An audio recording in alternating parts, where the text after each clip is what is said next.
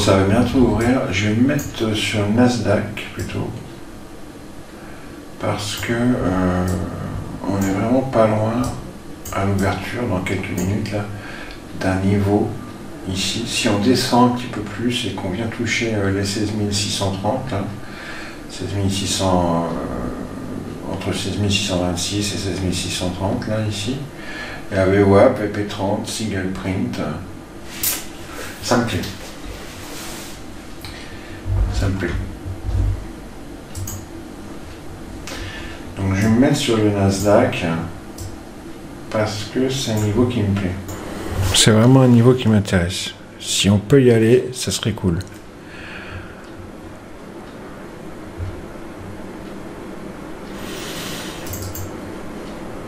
Ah, il monte.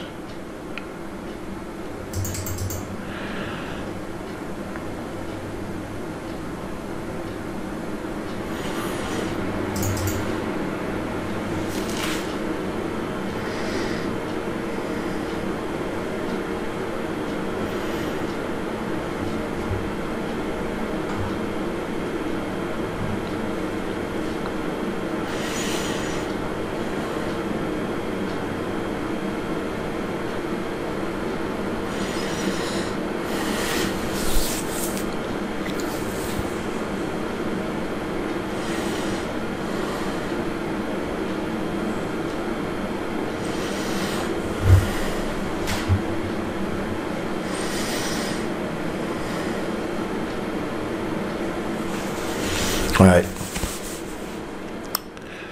Ils sont posés sur le POC. Bon, donc ils n'ont pas été au sud. Ok. Et puis là, ils sont en train de partir pour faire encore des hauts. C'est fou, ça. À 16 662, c'est les hauts du jour.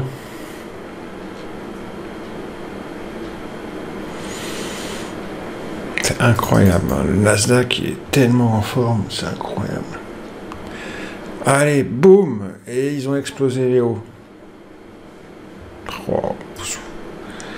Et c'est incroyable, incroyable.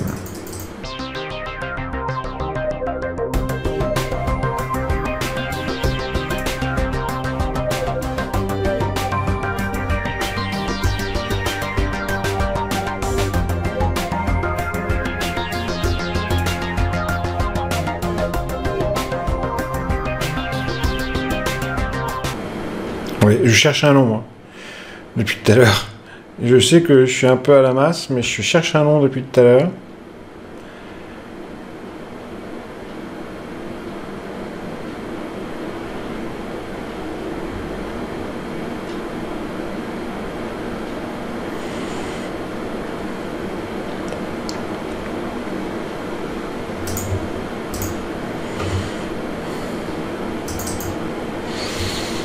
Me voilà dedans. Et c'est là que ça va plus vouloir monter.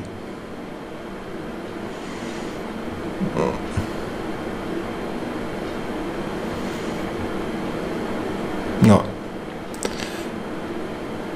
Allez, on remonte.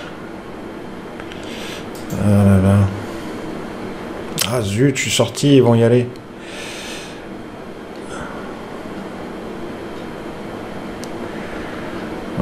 Ils vont descendre. Ouais, ils vont descendre un peu. Ils vont redescendre.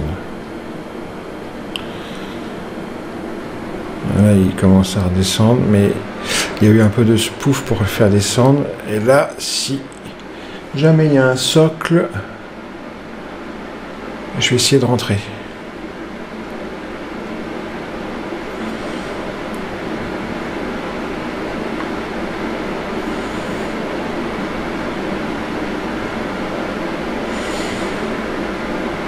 Non. Non.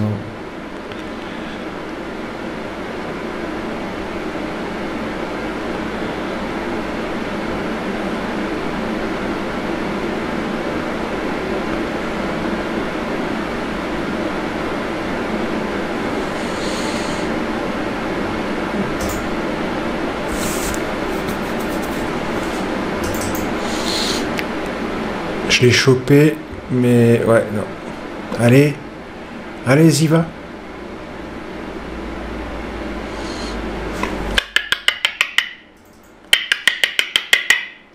Voilà, je l'ai trop bien chopé en vérité le bonhomme.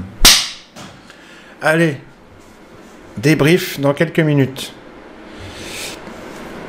C'est bien, c'est bien. On va faire un petit débrief du trade. Mais bon, je pense que vous avez compris l'esprit. Alors, petit débriefing, les amis, comme promis. Alors, qu'est-ce qui s'est passé tout à l'heure? J'ai pas refait d'autres trades. Hein. Qu'est-ce qui s'est passé? Donc, à l'ouverture. À l'ouverture, on a eu à 15h30 une ouverture qui direct est partie au nord. J'ai été très déçu parce que je voulais qu'ils aillent chercher une confluence de niveau que j'avais un petit peu plus au sud pour rentrer à l'achat. C'est ça, hein, de toute façon, je voulais rentrer à l'achat.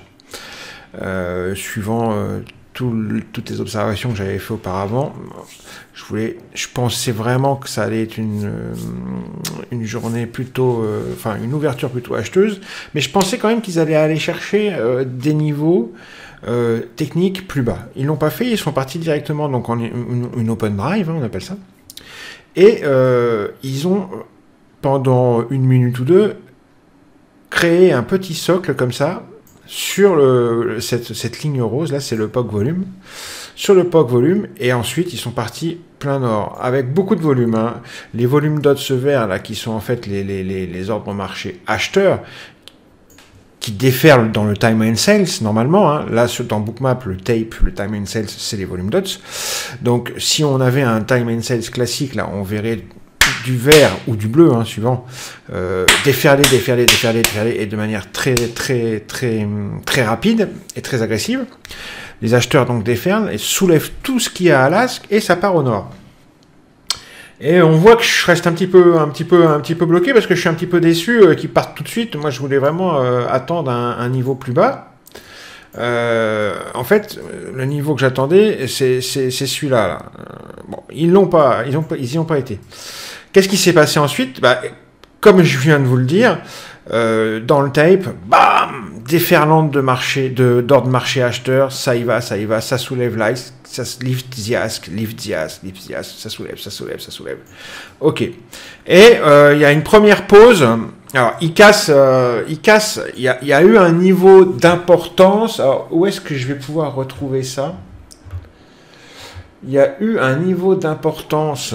Ah, je ne sais pas où je pourrais retrouver ça. Peut-être le graphique bougie du Nasdaq.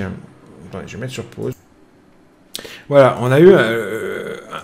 en fait, c'était les hauts de la session Globex qui étaient là vers les 16 660 dans Bookmap. Qu'ils ont cassé avec une volonté assez évidente. Les 16 660, avec une VP30 juste à cet endroit-là, à ce moment-là. Donc ça, moi, ça m'a bien plu. Et ils sont venus faire, et pareil, j'étais un petit peu bloqué, un overlap sur ces 16 660. Autour, en tous les cas, avec le VP30 qu'elle a. Plusieurs fois. Une fois, deux fois, trois fois, quatre fois, cinq fois, six fois. D'accord?